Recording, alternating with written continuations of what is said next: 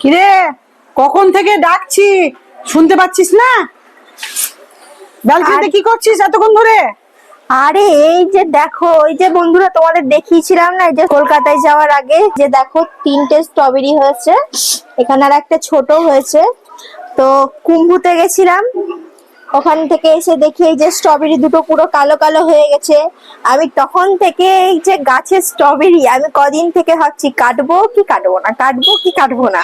মানে এই যে নিজের গাছের ফল, মানে মনে হচ্ছে এটা যদি সারা জীবন এইভাবেই থেকে যেত তাহলে কত সুন্দর হতো। ইচ্ছাই করছে না, কিন্তু এই যে মা বলছে স্ট্রবেরিটা কেটে খাওয়া, আমাকে খাওয়া, তাই জন্য কাটতে হচ্ছে।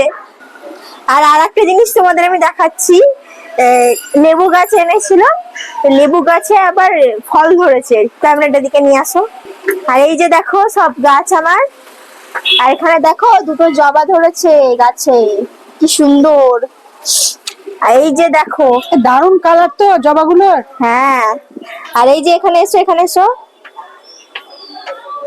এই যে দেখো লেবু ধরেছে, দেখো ওয়াও, ছোট ছোট লেবু ধরেছে।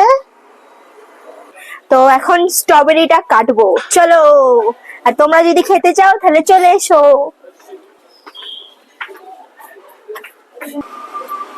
তোমাদের আমি সব থেকে বড়টা আমি কেটে দেখাচ্ছি, কেমন হয়েছে দেখাচ্ছি।